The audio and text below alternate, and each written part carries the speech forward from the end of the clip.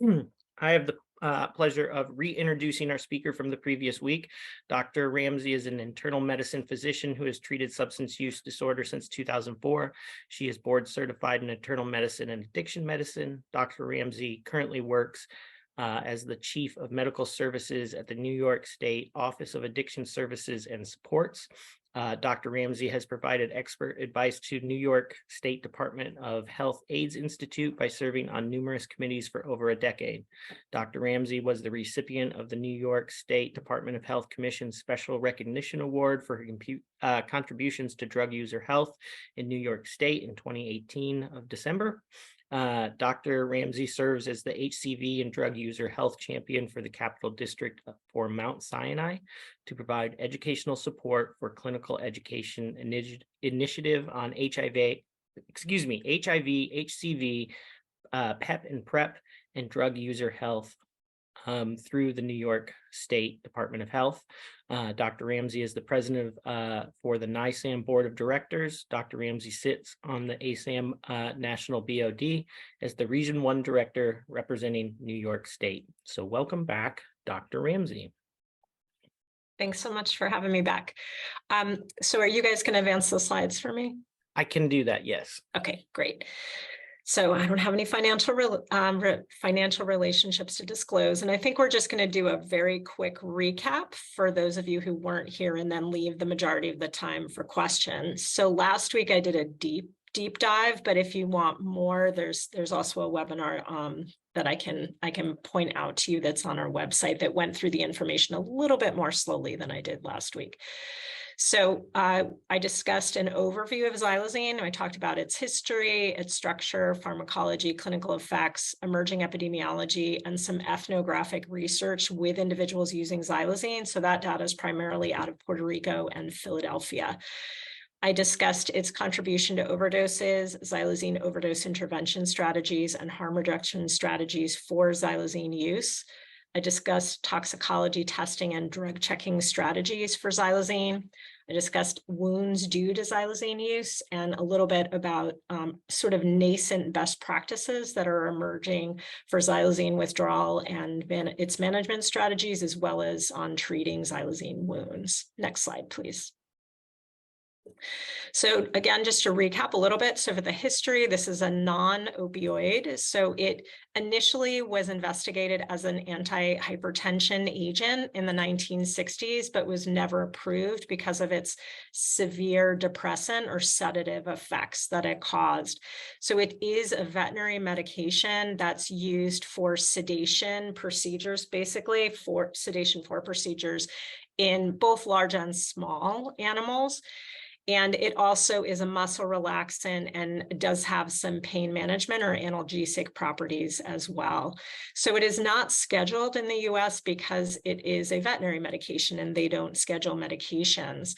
And it's often used in animals in combination with opioids. So you can use a lower dose of the opioid, and it also extends the time on which the opioid is effective for. So similarly, when it's mixed with fentanyl, it does the same thing. It extends the duration of the effect of fentanyl. So it does appear to be diverted from veterinary sources. It's not being manufactured illicitly like fentanyl and other illicitly manufactured opioids. But interestingly, I did have a conversation with someone from the FDA, and they think that it's not being diverted from American supply of xylazine, but rather that it's coming from overseas production of xylazine. So it's they think it's coming from India. That's their supposition anyway. Next slide, please.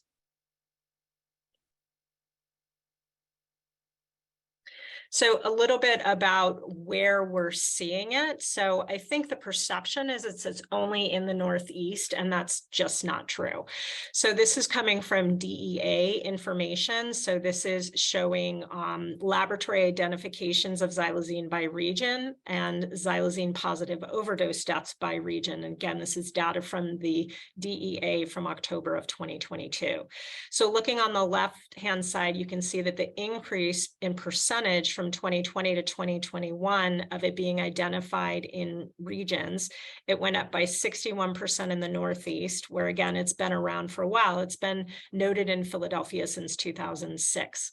In the South, it went up 193%, in the Midwest, 7%, and in the West, 112%.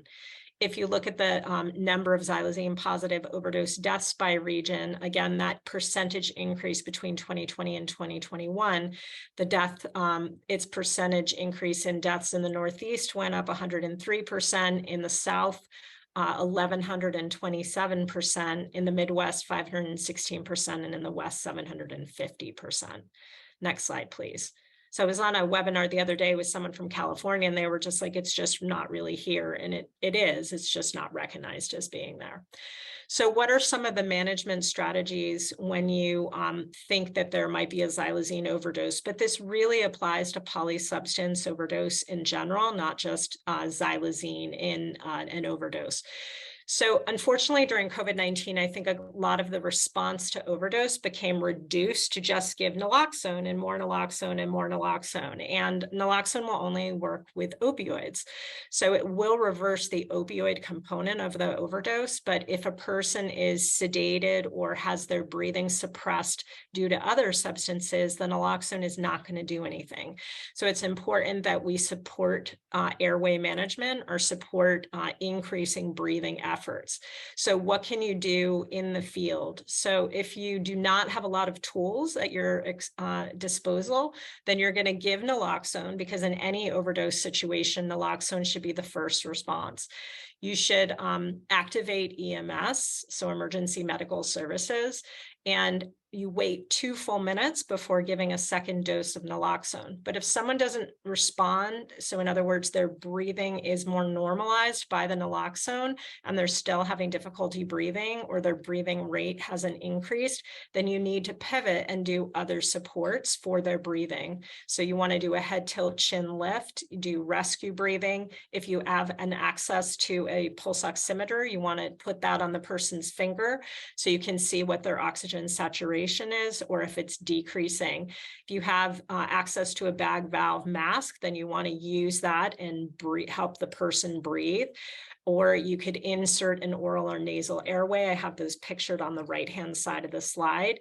Administer oxygen. And again, EMS may need to intubate the patient, or the patient may need to be attached to a ventilator. There is currently not an approved antidote in humans for xylazine. And just for those who missed it last week, the mechanism by which xylazine causes sedation and causes problems with breathing is different from the mechanism in opioids. With opioids, they have an effect on the receptors in our brainstem that trigger us to breathe. We don't think about breathing, we breathe involuntarily. So what happens is those receptors have decreased sensitivity to the presence of carbon dioxide in the blood. So they just don't trigger the body to breathe. That's what happens with opioids. And so the naloxone reverses the effects of the opioids. What's happening with xylazine specifically, it acts more like a benzodiazepine or a barbiturate, in that it causes intense muscle relaxation and sedation. Your tongue is a muscle. So when it causes relaxation of the tongue, it literally obstructs the airway in the back of the throat. So that's why doing these other maneuvers will help move the tongue out of the way of the throat. Next slide, please. So what should you anticipate in the context of a xylazine overdose?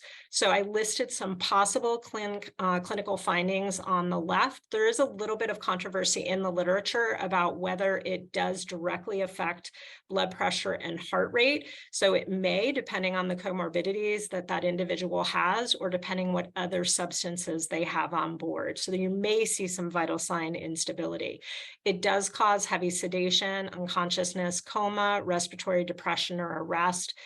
In the acute phase of intoxication with xylazine, it causes hyperglycemia. So when someone is just past xylazine effect, then it can cause a rebound hypoglycemia or low blood sugar. Depending again what's on board, you could have cardiac arrhythmias, you will have small pupils, you can have hyporeflexia, so so decreased reflexes, and then again, severe central nervous system depression or sedation. So some of the considerations for supportive care are listed here. So you obviously would not want to give other CNS depressants like benzodiazepines, et cetera. You may need to give oxygen. You could consider IV fluids, particularly if someone has been down and unconscious for a long time. They may have electrolyte abnormalities. They may have something called rhabdomyolysis, which means that they have released muscle enzymes into the bloodstream, and those can have an impact on your kidneys and your liver. So you need IV fluids to counter those effects. It has been written about in the literature about giving IV atropine, but there's no evidence that's clear to support that. You may need to assist with a ventilator or intubate the patient. If they are hyperglycemic, so they're still under the influence of xylazine intoxication, they may need IV insulin. You may want to consider continuous monitoring with an ECG or with a pulse oximeter. Again, you may need to replace or replenish those electrolytes.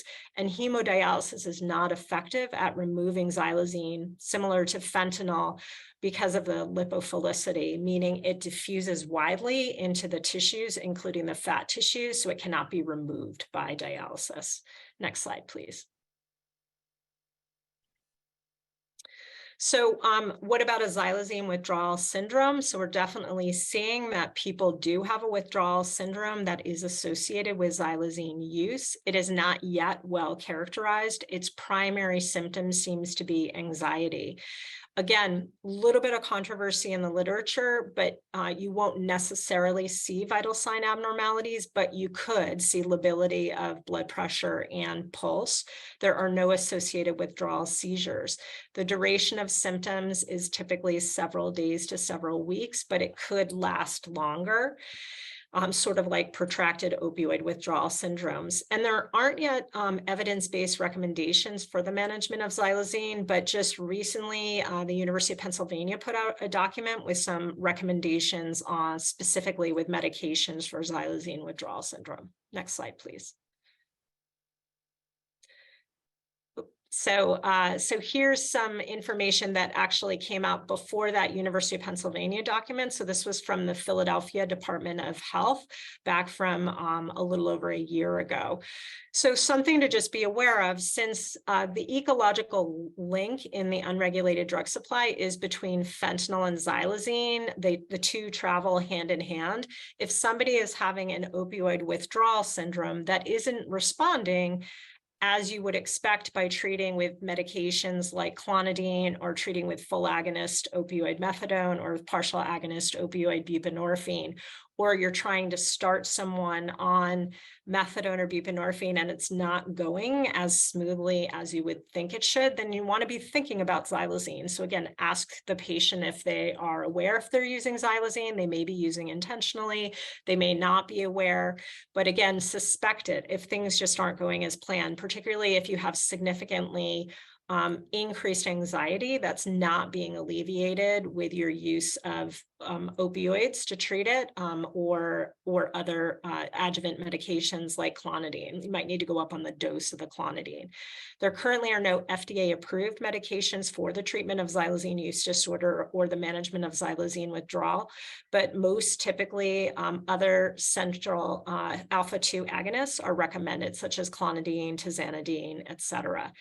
And again, depending on the severity of the individual's withdrawal symptoms, and if they have other withdrawal symptoms like opioid withdrawal syndrome, they could be managed in the outpatient setting, but they may require a higher level of care for that withdrawal management. So they may need inpatient care, either rehabilitation level care or medically managed or medically supervised level of care. Next slide, please. So the conclusions I showed you in that one slide from the DEA, that the prevalence of xylazine is likely under-recognized and underreported in most jurisdictions because it's not on uniform routine toxicology testing, and because it's not tested for routinely in autopsies on people who have died from an overdose. Xylazine test strips are available commercially currently, and they have undergone validation testing, so we know they work well. But you want to use consideration and nuance in your conversations and with individuals. If you're giving out xylazine test strips, they should be targeted for individuals who are using fentanyl, not uniformly across anybody using any substances like we do with fentanyl test strips. So we need more research done on xylazine withdrawal and xylazine use disorder, and more research done on wounds so that we can develop best practices and know really how to best to treat all of these side effects of xylazine use. Xylazine withdrawal is probably under-recognized in clinical settings. So again, important that we start to recognize it and treat it appropriately so people are not leaving care if they're admitted for other reasons, say to treat their wounds, and they're not staying in care because their symptoms aren't being addressed adequately. And then lastly, polysubstance use is the most common type of use, and polysubstance overdoses are the most common type of overdoses. So we need to have more tools in our toolbox when we respond to overdose than just naloxone. So think about other methodology to support breathing, such as rescue breathing, using a pulse ox, administering oxygen, and other forms of airway management, in addition to giving naloxone and activating 911. So that's it for the summary, and I think we're going to move to the questions now. So first one, are people who inject drugs more likely to get xylazine-related wounds? Should they be approached differently than other injection-related skin and soft tissue infections in regard to microbiology, debridement, and duration of antibiotics? So I think the first thing to say is that we are seeing xylazine-related wounds in people who inject and in people who don't inject. So it really seems to be more about the substance than the route of administration. So individuals who inject can get a xylazine wound at the site of injection. They can also get it elsewhere on their body where they didn't inject, but people who are using xylazine by other means, such as sniffing, are also getting wounds. So it doesn't seem to be related to the type of administration route. So they are not bacterial infections, so they are not treated with antibiotics. They can become secondarily infected with bacteria, and that has probably more to do with not keeping the wound clean or picking at the wound. So they are different. And so the best practices that we know so far that have emerged are keeping the wound covered, keeping the wound moist, and keeping the wound sort of at a regulated temperature, so not having great fluctuations. What we know is that if the wound dries out, or if people put drying agents on the wound, such as alcohol or hydrogen peroxide, that definitely makes the wound worse. So by doing early management, again, covering with something like Zeroform and an absorbent pad if it has secretions, keeping that wound moist. So you can do that with, there's medicated honey, so medical grade honey, but you can also use something like Vaseline. So just keeping the wound moist and keeping it covered are the best protection to having it not progress to something more significant. When it does progress, then you often do have to do more invasive management, more complex wound management, such as debridement. And that can be obviously done in an outpatient surgical setting or in the emergency department. They usually don't need to be treated with antibiotics unless they become secondarily infected. So something popped in the chat, so I'm just going to see what that said. Any indication that wounds related to xylazine are causing an influx in endocarditis or myocarditis? I haven't seen anything connecting it to more severe infections. Again, anybody who injects and is not doing so in a sterile fashion is at risk for endocarditis. And so again, if people are injecting, you want to always be on the alert for endocarditis, but we're not seeing that xylazine is causing more cases of endocarditis. We are definitely seeing it's causing more wounds and more significant wounds, particularly if they are not managed appropriately early. Next question, unless there are any other additional questions about this. Okay. So lessons learned from Puerto Rico. Since xylazine has been an issue in Puerto Rico the longest, are there any lessons or strategies that can be used locally in combating xylazine? So that's a good question. I mean, I think a lot of our knowledge about xylazine comes from Puerto Rico, but I haven't specifically seen sort of best practice management strategies for xylazine withdrawal or wound management out of Puerto Rico. It's been more epidemiological data and ethnographic data. They did notice that there were increased wounds associated with xylazine in comparison to heroin alone, for instance, but they injecting heroin alone, but I have not seen specific best practices out of Puerto Rico. And I'm not sure why. It's not to say they don't have them, but I have not seen them in the literature. So I talked about this a little bit. So where is xylazine coming from, and is it being diverted or being illicitly manufactured? So my assumption, so this is a veterinary medicine, it's not controlled, it can be purchased on the internet. My assumption was that it was being diverted from US supplies. So as I said, I met with someone from the FDA who had gotten my slide set passed on to them, which I found very interesting. And they contacted me to have a meeting just to talk about xylazine and what we were seeing in New York State. And she asked me, how do you know that it's being diverted from the veterinary supply? And I said, because in the DEA seizures, and I showed a picture of this in my slide set last week. The pictures are of it as it's bottled as a veterinary medication and in the packaging like a veterinary medication. And so she said, yeah, we don't have any evidence that that's happening in the United States, that it's coming from our home developed supply, but that it is coming from outside the US, where most generic medications are made outside of the US. That's not new news, but that they specifically think it's coming from India. I didn't ask specifically how they know that, but that was what she informed me of. So it was interesting because they asked me, what do you think about scheduling? Because Congress is talking about scheduling xylazine. So my response is always that scheduling is not a good thing, not necessarily a good thing, that people think that it controls the supply better. But my concern is just that people are clever and they will figure out how to manufacture it illicitly. And if it becomes illicitly manufactured, then it certainly has less quality control than a diverted pharmaceutically made medication. So probably has more contaminants in it, is more unpredictable, and potentially more dangerous. So any other questions about this topic? Okay, next question, please.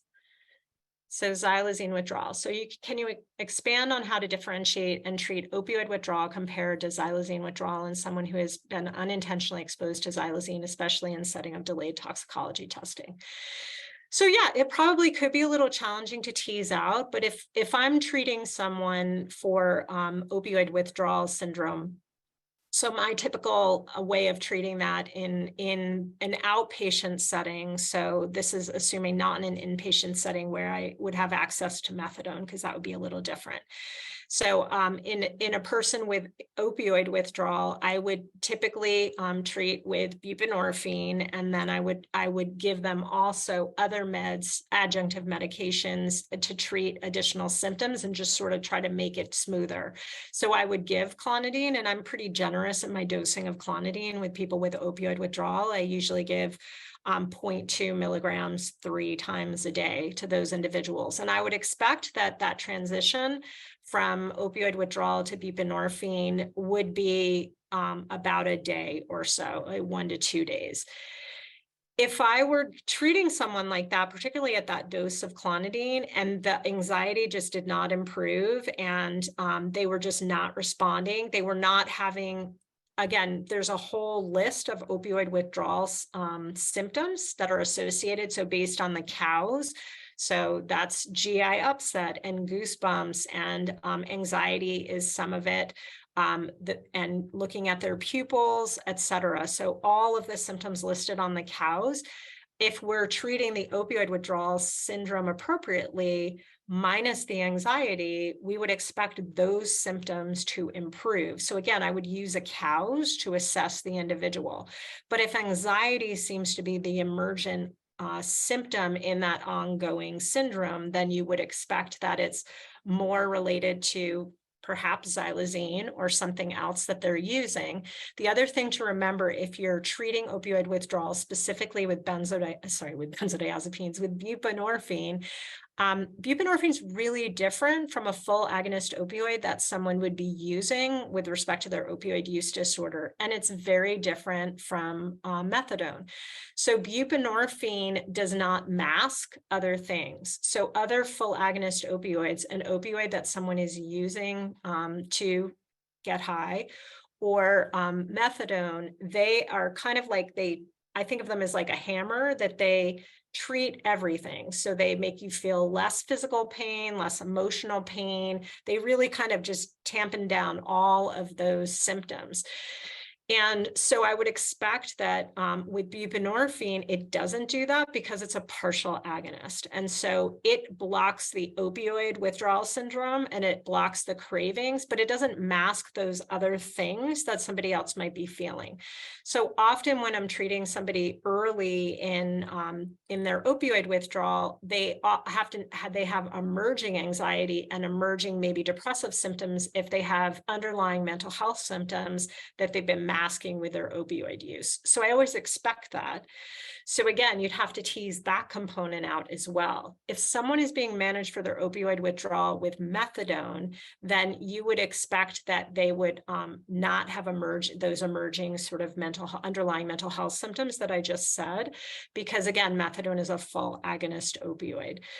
So with methadone, you do have to go a little bit more slowly than you ramp up buprenorphine, because methadone is such a long-acting medication and it builds up in your system. So we are seeing new sort of up titration strategies emerging with methadone in the era of fentanyl. So you go up more quickly. So historically, before fentanyl, when I was initiating somebody on methadone, I would go up 10 milligrams every 3 days. So by federal regulations, you start at 30 milligrams, you can go up to 40 that first day, and then the typical titration after that is 10 milligrams every 3 days. But with fentanyl, we're seeing that because of the significant withdrawal symptoms, we're having to go more quickly and go higher earlier with methadone. So with methadone, I would expect that you would be able to treat those symptoms better initially than with buprenorphine. And so again, if you still have that persistent anxiety, you want to think about what else could be going on. And you might want to treat with higher doses of clonidine or use additional central to agonists like tizanidine, et cetera. So hopefully, I know that's kind of a complicated answer, but hopefully that was helpful. Any questions about that? Okay. Next question, please. So xylazine research opportunities. If you were to design a study around xylazine, how would you design the study? What would be your area of focus? Are there target pharmacotherapies that you would consider? So really good question. So I'm not a researcher. I'm definitely a clinician, but I can speculate on what that would be like. I think the key areas of research that we need more information on are: how do we treat xylazine use disorder? How do we treat xylazine withdrawal syndrome? And what are the best practices for treating xylazine wounds?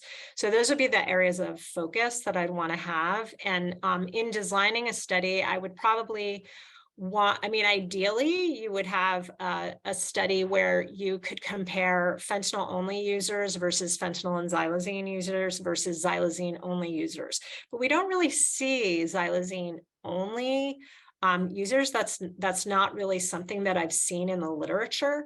So there were a couple cases that I talked about last week where individuals were using xylazine to intentionally commit suicide. That's not using xylazine in and of itself. So that might be a challenging study to do. So maybe if you wanted to learn about xylazine, you could do just a fentanyl only use versus fentanyl and xylazine use, and then try to tease out what is the best way to manage the use disorders as well as the withdrawal syndromes. Regarding targeted pharmacotherapy for treating xylazine use disorder, I think the information that we're seeing emerge regarding treating xylazine withdrawal are probably giving us some ideas on how we would treat xylazine use disorder. But again, we don't know enough about it to know is it something that we would need to continue to treat long-term, or is this something that we would treat their withdrawal syndrome, continue the management of it to make sure that we treated any protracted symptoms that they might have of that withdrawal syndrome. But I don't think we know enough about xylazine to say, like, do people have long-term cravings associated with xylazine like we see with opioids? I don't think we know. So I guess I would say we would target central acting alpha-2 agonists as the primary pharmacotherapy. Next slide, please. So overdose prevention sites. So at the overdose prevention sites in New York, what strategies are being used to address xylazine? So I'm a New York State government official, so I have to preface my comments by saying that our governor, I work for the governor, I work for a state agency. So the New York state governor has not yet taken a position on overdose prevention sites. So I can talk about the overdose prevention sites, but I have not been involved in the management of them. So the two overdose prevention sites in New York State are managed by a nonprofit organization called On Point. So one of the sites was actually an underground overdose prevention site from 2014 until 2021. I did not know that until they actually opened as not a sort of under the radar OPC, but they opened as a public OPC starting in November of 2021.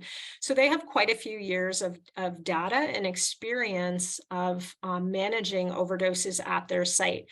And I think that's true of OPCs around the world. There's never been a fatality at any overdose prevention site worldwide. So they're operating in 10 countries. There are almost 200 overdose prevention sites worldwide, and they've never had an overdose. So clearly they have a very nuanced way of managing overdoses. So I can tell you that from the data out of the OPCs in New York, this was data I heard reported by the New York City Department of Health and Mental Hygiene maybe about a month ago. So that was data in basically the first 18 months of operation of those two OPCs, that they had reversed almost 1,000 overdoses, and they only called EMS in 15 of them. So they were able to manage them successfully with a combination of naloxone and administration of oxygen. And the 15 that they actually called EMS on, most of those were stimulant overdoses, and the individuals were experiencing overamping symptoms. So there was a concern for cardiac events. And so that's why they activated EMS and sent them to the emergency department. So how are they recognizing and addressing xylazine?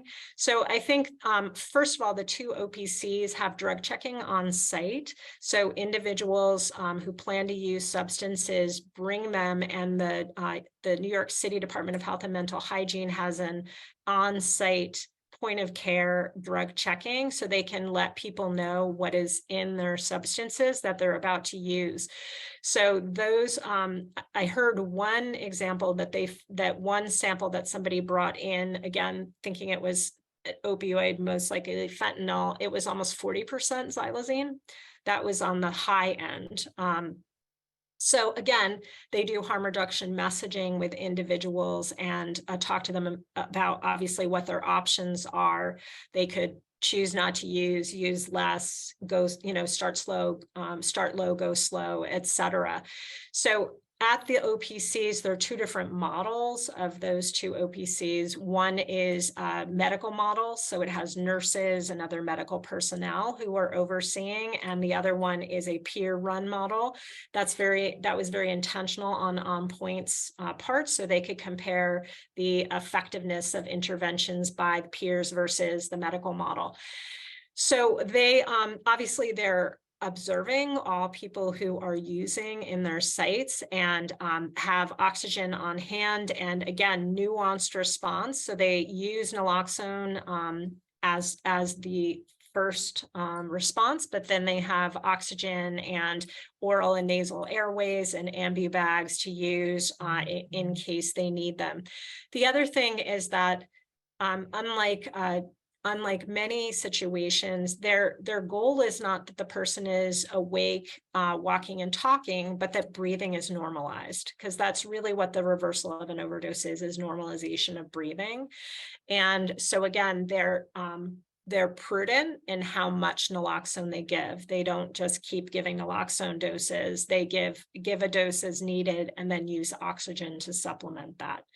So I think we have a lot to learn from overdose prevention centers and their management of polysubstance overdose.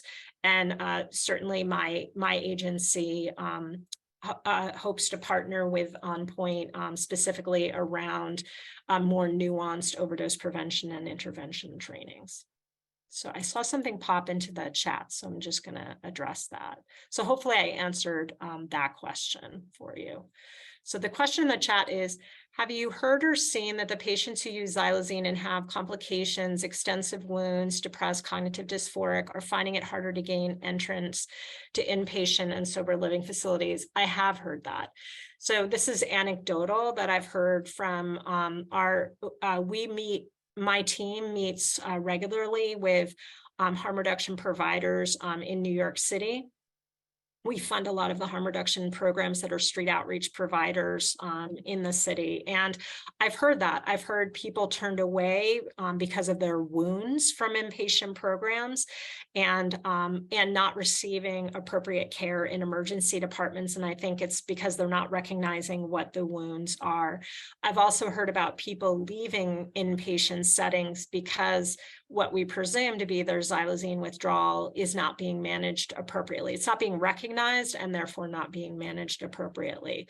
So I'm doing this talk. I've been asked to do this talk more than any other talk that I've ever done. So I'm doing that a lot around New York State. I do have a recorded webinar on our website, which has been widely disseminated. So hopefully that information is getting out to the people it needs to get to. So that's SUD treatment providers as well as medical providers in New York State, so they can provide better care and recognition of what's going on. I think to your question, there's probably an assumption that those are infectious wounds, and they're not. So that's really important to understand that these are not infectious, but these are rather, again, we don't know the mechanism of action for the wound. So I think I got through all the questions, but I think we have a lot of time. So I'm happy to take any other questions if you want to add them to the chat or raise your hand. Got a couple that were sent to me. Great. So I'm going to go through that. And so the first is, I think it's going to be a complicated question to answer just because Kentucky is much different than New York. But can you talk about how xylazine test strips are being used in New York, or are they being used? And then, because I guess the question is, will they be in Kentucky anytime soon? But we had issues trying to get fentanyl test strips approved. So I think that's going to be like a legal question for Kentucky. But if you could talk through the process. Sure. Yeah, and remember, I have a New York State lens, and I recognize that things might not be exactly the same where you guys are, but I'll let you know how we did it in New York State. So, so fentanyl test strips are widely available, and we made xylazine test strips widely available about a month ago. So my agency has a website. So my agency, the Office of Addiction Services and Supports, oversees the 1,700 SUD continuum of care in New York State. So that's prevention, harm reduction, treatment, and recovery providers. So we oversee that whole system. So any provider in that system can go to a website and order fentanyl test strips, and can go to that website and order xylazine test strips. So the first week that our xylazine test strips were available through that website, like 120,000 were shipped out. So people want these, they're being widely disseminated. We created, and I'll go through that information in just a minute, but we created, besides like this webinar that I've done, we created a xylazine guidance document, which is a clinical guidance document. It's meant for more for clinical providers. We also created so that's about 10 pages long. And then we created a brief that's about 2 pages long to go with that. We also created a xylazine information document for harm reduction programs and people who use drugs. And we created a xylazine test strip guidance, and we have a xylazine page on our website with also links to how you order xylazine test strips. We also made those both fentanyl and xylazine test strips and naloxone available to all the Office of Mental Health programs in the state. Their system is probably 2 to 3 times as large as the SUD treatment system. So any of those programs have access. And then through Next Distro, which is a mail order harm reduction company, any individual in New York State can go to that website and order xylazine, fentanyl test strips, or naloxone. So the way that, I'm not the expert. Harm reduction programs are really the experts. So we're waiting to get feedback from harm reduction programs and our drug user health hubs to find out how they're educating people about using xylazine test strips and sort of what they're seeing on the ground. So what I've heard back thus far is one, that people are not as familiar with what xylazine is in comparison to fentanyl. So it does take education. So they need to talk about what xylazine is, where it comes from, where we're seeing it, its effects, some safety tips around how to protect yourself if you're using fentanyl and xylazine, et cetera. And then again, because of that very strong ecological link in the drug supply between fentanyl and xylazine, really targeting the xylazine test strips to people that are using fentanyl. So unlike fentanyl test strips, which we're giving, really recommending that you test all substances except for cannabis with fentanyl test strips, we're recommending with xylazine that you really focus on testing fentanyl. So it's a different approach. It's a little more subtle. And so that is the feedback that we've gotten thus far. But again, in 3 months, I may have a much more feedback from those programs. Great, thank you for that response. And yes, just because of the way that states work, who knows when we'll be able to have xylazine test strips available at our like SSPs and things like that. But your perspective is super helpful, so thank you for that. And then I have a question regarding screening for xylazine. So is there a panel on the urine drug screen cup to show positive for xylazine, or do you look for it in the blood? How is that done? So xylazine, it has a very, very short half-life. So you'd actually be looking for its metabolite, which is 2,6-xylidine. It can be found in the blood or the urine, but it is not a standard part of any point of care test or any other toxicology panel, routinely that you'd get at a commercial laboratory, et cetera. So it probably could be added to a panel in a hospital setting. Some commercial labs may be able to do it, but again, you could miss it because of that very short half-life.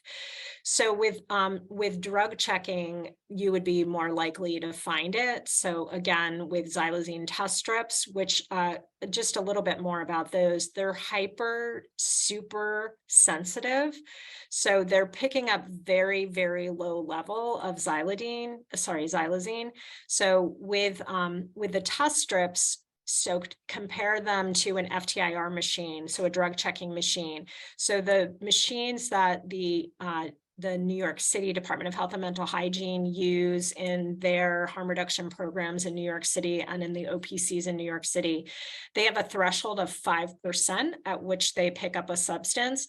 So if they're doing side-by-side testing of a sample and it had 2% xylazine in it, the FTIR machine is not going to pick it up because, again, they have that threshold of 5%, but the xylazine test strip is picking up any xylazine, including trace xylazine. So it may not be clinically significant, that positive, in that particular sample where it's such a low level. So I think that that's, again, important to remember that like fentanyl test strips, they're not giving us a quantity of xylazine in the test strip, but rather just it's present or it's not present. And so more sophisticated drug checking is actually more helpful if you have access to it.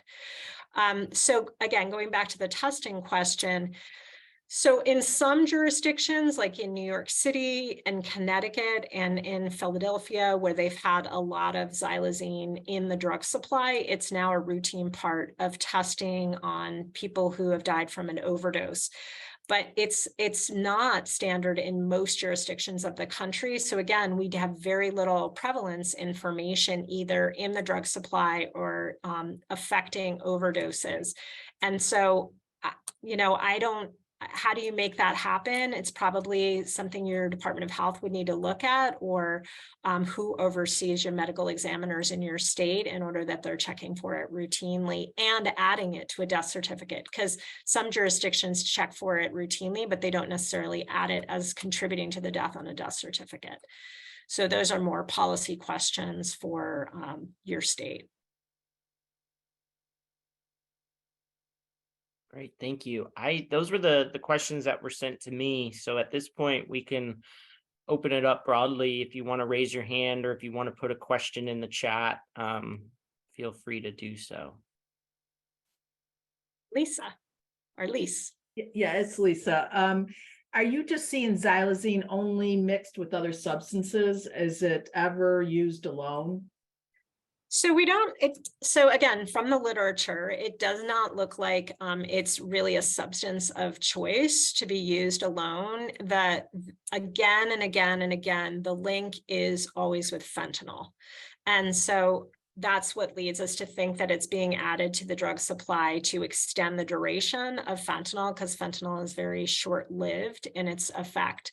It doesn't mean that other substances also don't show up, but you don't see usually like xylazine and methamphetamine or xylazine and cocaine. You're going to see xylazine, fentanyl, and then maybe something else. So it really seems right now that it's been primarily in fentanyl. So when you said earlier, you think that maybe made in India, so they're mixing it there in India? We don't know where it's being mixed. Okay. I think we need more information. So I said last week that a colleague of mine from Connecticut who is working in a study with folks from Columbia University. This is going to be a long ethnographic study, so who knows when we'll have results from it, but they're really looking at drug dealing in New York City. So they're working with drug dealers and trying to understand at what point in the chain of drug supply that substances get added to the drug supply. So that'll be a fascinating study whenever it comes out, but I have no idea when that'll happen. And at this point, we do not know at what point in the chain of supply that xylazine is being added. Thank you. It's a fascinating talk here. Thank you. Any other questions? No questions, silly. Hi, Dr. Ramsey. My name is Jennifer Gully. I'm a nurse at a local health department here in the central part of Kentucky. I'd contacted you a couple of months ago when you were kind enough to share a slide set with me on xylazine, and I appreciate that. Earlier this week, I tuned into a webinar on the provider's clinical support system I thought it was on Xylazine, but it ended up covering nitazines mostly. I don't know if you saw that or not. And then I know Ed, he's a colleague of mine, and I've seen that talk because he did the same talk at our New York Society of Addiction Medicine conference in March. So I'm familiar with the talk. great, great. So I think I know just enough to be dangerous with this. It's just also convoluted. We had a large increase in overdose deaths in the month of April in our county. Typically, we have none, one or two, and we had 10 in a month. So, I'm listening to this talk on nitazines, and he followed up with a brief update on Xylazine, neither of which are on toxicology reports. Yep. And there's so much out there about Xylazine now. Our coroner and other Kentucky coroners, he tells me, are looking into having Xylazine added, but we could totally be missing nitazines. What should we be advocating for? How much do you think this is contributing to an increase in overdoses and deaths? Any thoughts on that? So the good news is that the family of nitazine analogs, they're opioids. So they respond to naloxone. So again, even though we're seeing more highly potent opioids, we're not seeing that you need to use more naloxone. So I think that's important to understand is, again, there's sort of a myth. It comes from anecdotal reports and actually primarily law enforcement reports that they're needing to use more naloxone. But I think there's a couple things going on there. I think they're not waiting 2 minutes between doses. I think they're just doing dose after dose and not allowing the naloxone the time to work. And they're not recognizing, again, that it's a polysubstance overdose. So you can think that you have to give 16 milligrams of naloxone, but really it was the oxygen administration that was the big factor in reversing that overdose, in addition to probably the adequate amount of initial naloxone given. So in answer to your question, Jennifer, I think it's twofold. One, it doesn't necessarily matter what opioid it is. Your response is going to be the same, and it's going to be at 2 doses. If they don't respond to the first dose of naloxone, it's going to be the second dose of naloxone. If they aren't responding to that second dose of naloxone, need to think about other substances that are not opioids. So whether it's a designer benzodiazepine or xylazine, then you have to do that pivot and do other maneuvers to support breathing. So there's always going to be a new substance. There's always going to be a new highly potent synthetic opioid. But our response should be consistent. In other words, respond with naloxone and think polysubstance overdose. So whatever new opioid comes out, the response is going to be the same with respect to naloxone. And again, I think it's challenging to keep up with the unregulated drug supply, because there's always going to be a new substance that's meant to avoid detection. So there's always going to be something new. And actually, if it would be helpful, I'm doing a talk later today at a conference on novel psychoactive substances and emerging drug trends. I'm happy to share that slide set with John to share with the group, because it covers all of these different classes of substances that are being developed. And also talks about, it's really important that we not panic, right?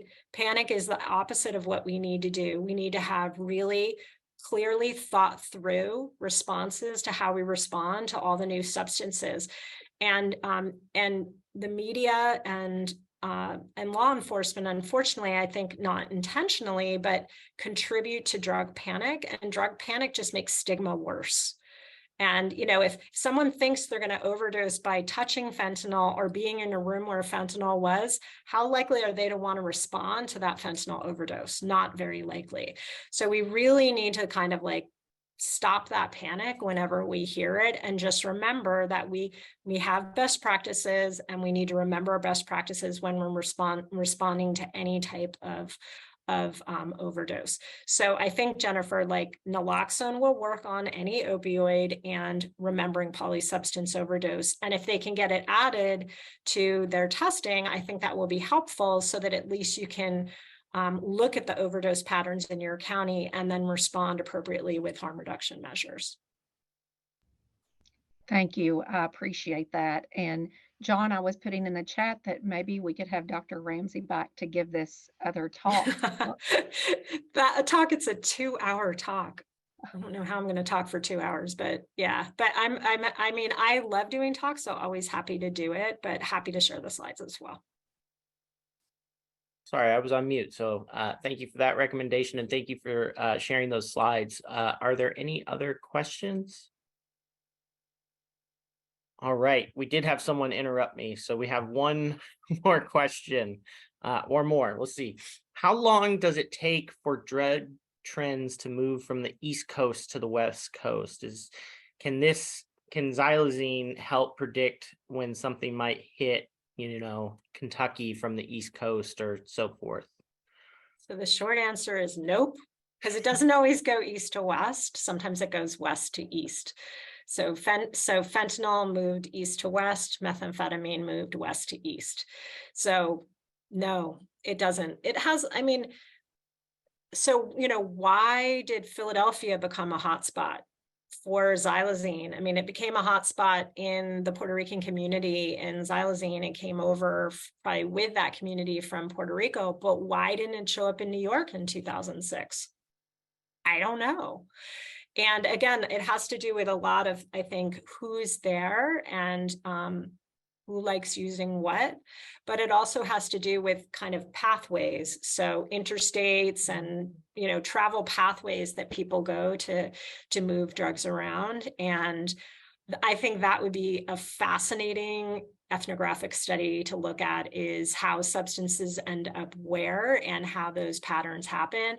But those patterns are very variable for every substance. So no, it's not. I would say that it's not predictable.